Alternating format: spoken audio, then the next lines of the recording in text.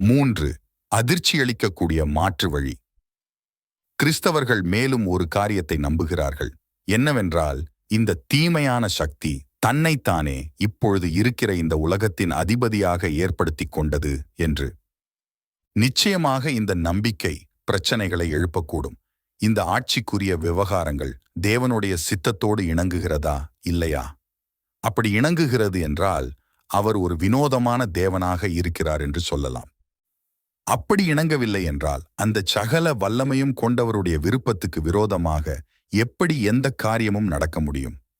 அதிகாரத்தில் இருக்கக்கூடிய எவரும் எப்படி ஒரு காரியம் ஒரு வகையில் தங்களுடைய விருப்பத்துக்கு இணங்குவதாகவும் மற்றொரு வகையில் இணங்காததாகவும் இருக்கும் என்பதை நன்றாக அறிவார்கள்.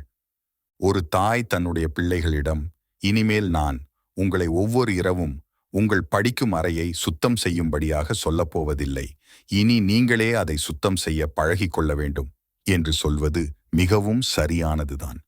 பின்னர் ஒரு நாள் இரவு அந்த தாய் சென்று பார்க்கையில் அங்கே பொம்மைகளும் கலர் பென்சில்களும் மற்றும் புத்தகங்களும் தரையில் சிதறி கிடப்பதை காண்கிறாள்.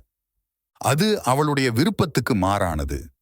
அவளுடைய பிள்ளைகள் சுத்தமாக இருக்க வேண்டும் என்று அவள் விரும்புகிறாள். ஆனால் மாறாக அவளுடைய விருப்பமே அந்த பிள்ளைகள் சுத்தமாக வைக்காமல் இருப்பதற்கு சுதந்திரத்தை தந்தது.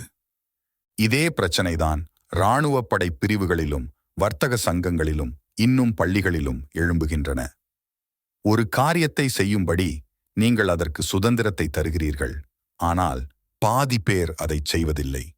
இது இப்படி நடக்க வேண்டும் என்பது உங்கள் விருப்பமல்ல, ஆனால் உங்களுடைய அந்த விருப்பமே அதை சாத்தியமாக்கியது. இந்த பிரபஞ்சத்திலும் பெரும்பாலும் இதே காரியத்தை தான் பார்க்கிறோம். தேவன் தன்னிச்சையான விருப்பம் உள்ளவைகளாய் சில காரியங்களை சிருஷ்டித்தார். அதாவது அந்த உயிரினங்கள் தவறானவைகளாகவும் நடக்கலாம் அல்லது சரியானவைகளாகவும் நடக்கலாம். சில மனிதர்கள் ஒரு உயிரினம் சுதந்திரமாக இருந்தாலும் தவறாக போவதற்கு எந்த சாத்தியமும் இல்லாதவைகளாகத்தான் கற்பனை செய்து பார்க்க முடிகிறது என்கிறார்கள். ஆனால் என்னால் அப்படி நினைக்க முடியவில்லை. ஒரு காரியம் நன்மையாக இருப்பதற்கு அதற்கு சுதந்திரம் உண்டென்றால் அது தீமையாக இருப்பதற்கும் அதற்கு சுதந்திரம் உண்டு. இந்த தன்னிச்சையான விருப்பம்தான் தீமையை சாத்தியமாக்கியிருக்கிறது. அப்படியானால் தேவன் ஏன் அவர்களுக்கு சுயமான விருப்பத்தை தந்தார்? ஏனென்றால் அந்த சுய விருப்பம் தீமையை சாத்தியமாக்கினது என்றாலும் அது ஒன்று மட்டும்தான் எந்த ஒரு தகுதியான அன்பையும் நன்மையையும் சந்தோஷத்தையும் சாத்தியப்படுத்துகிறது. ஒரு தானியங்கிகள் நிறைந்த உலகம், அதாவது எந்திரங்களைப் போல வேலை செய்கிற உயிரினங்கள், இவைகளை உருவாக்குவதினால் ஒரு மதிப்பும் இல்லை. தேவன் தன்னுடைய மேன்மையான படைப்புகளுக்கென்று வடிவமைத்திருக்கிற சந்தோஷம் எப்படிப்பட்டதென்றால் அது சுதந்திரமாக செயல்படக்கூடிய தன்னிச்சையான, அவரோடு இணைக்கப்பட்டு ஒருவருக்கொருவர் அன்பிலும் மகிழ்ச்சியிலும் பரவசப்படக்கூடிய ஒரு சந்தோஷமாகும். இதனோடு ஒப்பிட்டு பார்க்கும்போது இந்த உலகத்தில் உள்ள ஒரு ஆணுக்கும் ஒரு பெண்ணுக்கும் நடுவேயுள்ள ஒரு மகா பேரானந்தமான காதல் கூட வெறும் நீரும் பாலும் தான். தேவனோடு இவ்விதமாக இணைக்கப்படுவதற்கு அவர்கள் சுதந்திரமாக இருந்தாக வேண்டும். நிச்சயமாக அவர்கள் தங்கள் சுதந்திரத்தை தவறான வழியில் பயன்படுத்தினால் என்ன நடக்கும் என்று தேவன் அறிந்திருந்தார். ஆனாலும் இந்த ஆபத்து அவசியமானதுதான் என்று அவர் நினைத்தார். ஒருவேளை நாம் இதை குறித்து ஆண்டவரோடு உடன்படாதவர்களாக இருக்கலாம். ஆனால் அவரோடு உடன்படாமல் இருப்பதில் ஒரு சிரமம் உள்ளது. மூலாதாரமான அவரிடமிருந்துதான் உங்களுடைய எல்லா பகுத்தறியும் திறனும் வருகிறது. ஒரு நதி தான் தோன்றுமிடத்தைக் காட்டிலும் தன்னை உயர்த்த முடியாதது போல நீங்கள் சரியாகவும் அவர் தவறாகவும் இருக்க முடியாது. நீங்கள் அவரோடு வாக்குவாதம் செய்யும்போது அந்த வாக்குவாதம் செய்யும் திறனை உங்களுக்கு தந்த அந்த சக்திக்கு எதிராகவே நீங்கள் வாக்குவாதம் செய்கிறீர்கள். இது நீங்கள் ஒரு கிளையில் உட்கார்ந்து கொண்டு அந்த கிளையை வெட்டுவது போன்றதாகும். இந்த பிரபஞ்சத்தில் காணப்படும் இந்த போர்நிலை சுயவிருப்பத்திற்காக செலுத்தப்பட வேண்டிய விலையாக இருந்தாலும் அது அவசியம்தான் என்று தேவன் நினைத்தால், அதாவது தேவன் கயிறுகளை இழுக்கும் போதெல்லாம் அசைகிற ஒரு பொம்மை உலகத்துக்கு பதிலாக உண்மையாக நன்மையோ அல்லது தீமையோ செய்யக்கூடிய உயிரினங்களும் உண்மையான முக்கியத்துவம் வாய்ந்த சில நிகழ்ச்சிகளும் நடக்கக்கூடிய ஒரு உயிருள்ள உலகத்தை சிருஷ்டிப்பதற்கு இந்த விலை செலுத்தப்பட வேண்டியது அவசியம்தான் என்று நாமும் ஒத்துக்கொள்ளலாம். சுய விருப்பத்தை குறித்து நாம் புரிந்து கொண்ட பின்பு, ஒருவர் என்னிடத்தில் ஒரு முறை கேட்ட கேள்வியான, இவ்வளவு கெட்டுப்போகக்கூடிய விஷயங்களினால் உருவாக்கப்பட்டதால் தவறாகிப் போன இந்த உயிரினங்களை தேவன் ஏன் படைத்தார் என்பது போன்ற கேள்விகளை கேட்பது எவ்வளவு முட்டாள்தனமானதென்று நாம் பார்க்க முடியும். சிறந்த விஷயங்களினால் ஒரு உயிரினம் உருவாக்கப்படும் போது அது இன்னும் புத்தியுள்ளதாக, பலம் உள்ளதாக, சுதந்திரமானதாக இருக்கும். அதனால் அது சரியாக போகும்போது அது மேலும் நன்மையானதாகவும், தவறாக போகும்போது இன்னும் மோசமானதாகவும் இருக்கும்.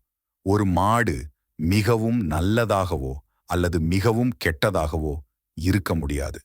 ஒரு நாய் மிகவும் நல்லதாகவும் இருக்க முடியும், மிகவும் மோசமானதாகவும் இருக்க முடியும். ஒரு குழந்தை அதை காட்டிலும் இன்னும் நல்லதாகவும் இன்னும் மோசமானதாகவும் இருக்க முடியும். ஒரு சராசரி மனிதன் அதை காட்டிலும் அதிகம். ஒரு புத்தியுள்ள மனுஷன் அதை காட்டிலும் மேலும் அதிகம். ஒரு அதிமனித ஆவியுள்ளவன் எல்லாவற்றிலும் சிறப்பாகவோ அல்லது எல்லாவற்றிலும் மோசமாகவோ இருக்க முடியும். இந்த இருளின் சக்தி எப்படி கெட்டதாக மாறியது? இங்கு மனிதர்கள் எந்த நிச்சயத்தோடும் ஒரு பதிலை கொடுக்க முடியாத கேள்வியை நாம் கேட்கிறோம் என்பதில் சந்தேகமே இல்லை. இதற்கு நம்முடைய சொந்த அனுபவத்தின் அடிப்படையில தவறாக போவதற்கான ஒரு நியாயமான மற்றும் வழக்கமான ஒரு யூகத்தை வழங்க முடியும். உங்களுக்கு ஒரு சுயம் இருக்கிறது என்று சொன்ன அந்த மாத்திரத்திலேயே நீங்களே உங்களுக்கு முக்கியத்துவம் கொடுப்பது, எல்லாவற்றுக்கும் மையத்தில் இருக்க விரும்புவது, உண்மையில் சொல்லப்போனால் தேவனாகவே இருக்க விரும்புவதற்கான சாத்தியம் இருக்கிறது. அதுதான் சாத்தானுடைய பாவம். இந்த மனித குலத்துக்கு அவன் சொல்லித் தந்த பாவமும் அதுவே. மனிதனுடைய வீழ்ச்சி பாலியல் சம்பந்தப்பட்டது என்று சிலர் நினைக்கிறார்கள். ஆனால் அது தவறு. ஆதியாகம புத்தகம் என்ன சொல்லுகிறதென்றால், வீழ்ச்சியை தொடர்ந்து நம்முடைய பாலியலின் இயல்பான நிலை சிதைந்தது என்றும், அது அதனுடைய பின்விளைவே தவிர அதனுடைய காரணம் அல்ல என்றும் கூறுகிறது. சாத்தான் நம்முடைய ஆதிகாலத்து மூதாதையர்களுடைய மனதில் எந்த யோசனையை வைத்தான் என்றால், அவர்கள் தேவனைப் போல இருக்க முடியும், தாங்களே தங்களை உருவாக்கிக் கொண்டதைப் போல அமைத்துக் கொள்ள முடியும், தாங்களே தங்களுக்கு எஜமான்களாக இருக்க முடியும், தேவனை விட்டு வெளியே, தேவனை ஒதுக்கிவிட்டு தங்களுக்கு ஒரு சில விதமான சந்தோஷங்களை கண்டுபிடித்துக் கொள்ள முடியும் என்று. இந்த நம்பிக்கையற்ற முயற்சியிலிருந்து வெளிப்பட்ட ஏறக்குறைய எல்லாவற்றையும் தான் மனித சரித்திரம் என்று நாம் அழைக்கிறோம். பணம், தரித்திரம், வெறி, போர், விபச்சாரம், பொருளாதார அடிப்படையிலான வகுப்புகள், சாம்ராஜ்யங்கள், அடிமைத்தனம் என மனிதனுடைய நீண்ட பயங்கரமான கதை தேவனைத் தவிர தனக்கு வேறு ஏதாவது ஒன்று சந்தோஷத்தை தருகிறதா என்று பார்க்க முயற்சிக்கிறது. இந்த முயற்சி ஏன் வெற்றி பெறவே முடியாது என்பதின் காரணம் இதுதான். தேவன் நம்மை உண்டாக்கினார். ஒரு மனிதன் ஒரு இயந்திரத்தை கண்டுபிடிப்பது போல நம்மை கண்டுபிடித்தார். ஒரு கார் பெட்ரோலில் ஓடும்படியாக அமைக்கப்பட்டிருக்கிறது. அதையன்றி வேறெதிலும் அது ஒழுங்காக ஓடாது.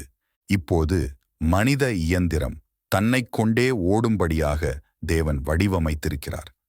நம்முடைய ஆவிகள் எந்த எரிபொருளைக் கொண்டு எரியும்படியாக வடிவமைக்கப்பட்டதோ, எந்த உணவை உண்ணும்படியாக வடிவமைக்கப்பட்டதோ, அதுவே அவர்தான், வேறு எதுவும் இல்லை. அதனால்தான் பக்தியை குறித்து எந்த கவலையும் இல்லாமல் தேவன் நம்முடைய சொந்த வழியிலேயே நம்மை சந்தோஷமாக வைக்க வேண்டும் என்று கேட்பதில் ஒரு பயனும் இல்லை. தேவன் தன் மூலமேயன்றி வேறு ஒரு சந்தோஷத்தையோ நிம்மதியையோ கொடுக்க முடியாது. ஏனென்றால் அது இல்லை. அப்படி ஒன்று கிடையவே கிடையாது. அதுதான் சரித்திரத்துக்குரிய சாவி. நாகரிகங்கள் கட்டி எழுப்பப்படுகின்றன, பயங்கரமான ஆற்றல்கள் பயன்படுத்தப்படுகின்றன, சிறப்பான நிறுவனங்கள் வடிவமைக்கப்படுகின்றன. ஆனால் ஒவ்வொரு முறையும் ஏதோ ஒன்று தவறாகிவிடுகிறது. ஏதோ ஒரு கொடிய தவறு எப்பொழுதும் சுயநலவாதிகளையும் கொடூரமானவர்களையும் மேலுக்கு கொண்டு வந்து விடுகிறது. இதனால் எல்லாம் மீண்டும் நாசத்துக்குள்ளும் மோசத்துக்குள்ளும் சரிந்து விழுகின்றன. உண்மையாக பார்த்தால் இந்த இயந்திரம் பழுதாகி விடுகிறது. அது துவங்கும்போது நன்றாக துவங்குவதைப் போல்தான் இருக்கிறது. சிறிது தூரம் நன்றாக ஓடுகிறது. ஆனால் அதற்கு பிறகு அது பழுதடைந்து நின்று விடுகிறது. ஏனென்றால் அவர்கள் அதை தவறான எரிபொருளைக் கொண்டு ஓட்ட முயற்சிக்கிறார்கள். இதைத்தான் சாத்தான் மனிதர்களாகிய நமக்கு செய்திருக்கிறான். இதற்கு தேவன் என்ன செய்தார்? முதலாவதாக அவர் நமக்கு மனசாட்சியை, நன்மை எது தீமை எது என்று அறிகிற உணர்வை தந்தார். சரித்திரம் முழுவதையும் பார்க்கும் பொழுது மனிதர்கள் அதில் சிலர் மிகவும் கஷ்டப்பட்டு அதற்கு கீழ்ப்படிய முயற்சி செய்திருக்கிறார்கள். ஒருவருமே அந்த முயற்சியில் வெற்றி பெற முடியவில்லை. இரண்டாவதாக, நான் நல்ல கனவுகள் என்று அழைக்கக்கூடியவைகளை தேவன் மனித குலத்திற்கு அனுப்பினார். நான் எதைச் சொல்லுகிறேன் என்றால், எல்லா புறஜாதி மதத்தினருக்குள்ளும் பரவலாக பேசப்படுகிற அந்த வினோதமான கதைகளை குறித்து சொல்லுகிறேன். அந்த கதைகள் மரித்து பின்னர் உயிர்த்தெழுகிற ஒரு தேவனை குறித்து சொல்லுகின்றன. அவருடைய மரணத்தினால் மனிதர்களுக்கு ஏதோ ஒரு விதத்தில் ஒரு புது ஜீவன் கொடுக்கப்படுவதாகவும் அவை சொல்லுகின்றன. மூன்றாவதாக, ஒரு குறிப்பிட்ட ஜனங்களை தெரிந்து கொண்டு அவர்களுடைய தலையில் பதியும்படியாக தான் எப்படிப்பட்ட தேவன் என்பதை அவர்கள் புரிந்து கொள்ளும்படியாக பல நூற்றாண்டுகளை செலவழித்தார். அதாவது, தான் ஒருவரே தேவன் என்றும் நல்ல நடத்தையை குறித்து தான் அக்கறையுள்ளவராக இருக்கிறவர் என்றும் கூறினார். அந்த ஜனங்கள் யூத ஜனங்களே. மேலும் பழைய ஏற்பாடு தேவன் அவர்களின் தலையில் பதியும்படியாக செய்த செயல்முறையை பற்றி விவரிக்கிறது. இதற்கு பிறகுதான் உண்மையான அதிர்ச்சியே வருகிறது. இந்த யூத ஜனங்களுக்குள் ஒரு மனிதர் திடீரென்று எழும்பி தான் தேவன் போல பேசிக்கொண்டு திரிகிறார். அவர் பாவங்களை மன்னிக்க தனக்கு உரிமை உண்டு, தான் சதாகாலமும் இருந்தவர் என்று கூறுகிறார். காலங்களின் முடிவில் தான் மீண்டும் வந்து இந்த உலகை நியாயந்தீர்க்கப் போவதாகவும் கூறுகிறார். இப்பொழுது இதை தெளிவுபடுத்திக் கொள்ளுவோம். இந்தியர்களைப் போல சர்வ மதத்தினருக்குள்ளே யாராவது ஒருவர் இப்படி சொல்லக்கூடும், இவர் தேவனின் ஒரு பகுதி அல்லது தேவனோடு ஒன்றிணைந்தவர் என்றும், இதை குறித்து பெரிதாக வித்தியாசப்படுகிற காரியம் ஒன்றுமில்லை என்றும் அவர் சொல்லக்கூடும். ஆனால் இந்த மனிதர் ஒரு யூதராக இருப்பதால் அந்த வகையான தேவனாக தன்னை கூறியிருக்க முடியாது. அவர்களுடைய பாஷையில் தேவன் என்றால் இந்த உலகத்திலிருந்து தனியாக பிரிந்திருப்பவர், இந்த உலகத்தை படைத்தவர், எந்த ஒரு காரியத்திலும் எண்ணற்ற வகையில் வித்தியாசமானவர் என்பதாகும். இதை நீங்கள் புரிந்து கொண்டீர்களானால் இந்த மனிதன் சொல்லுகிற காரியங்கள் சாதாரணமாக பார்க்கும்போது மனித உதடுகள் இதுவரை உச்சரிக்காத மிகவும் அதிர்ச்சியை தரக்கூடிய காரியங்கள் என்பதை காண முடியும். தனக்கு உரிமை இருப்பதாக அவர் கூறுகிற காரியத்தின் ஒரு பகுதி நம்முடைய கவனத்தை விட்டு தவறிவிடுகிறது. ஏனென்றால் நாம் அதை அடிக்கடி கேட்டுக்கொண்டே இருப்பதால் அது ஒரு முக்கியத்துவம் வாய்ந்ததாக நமக்கு தெரிவதே இல்லை. அவர் பாவங்களை மன்னிக்க, அதாவது எந்த பாவங்களையும் மன்னிக்க தனக்கு அதிகாரம் உண்டென்று கூறுவதைத்தான் சொல்லுகிறேன். இப்படி கூறுகிறவர் தேவனாக இருந்தாலொழிய இது வேடிக்கையாக இருப்பதைக் காட்டிலும் நிஜத்தில் மிகவும் மதிகெட்டதாக இருக்கின்றது.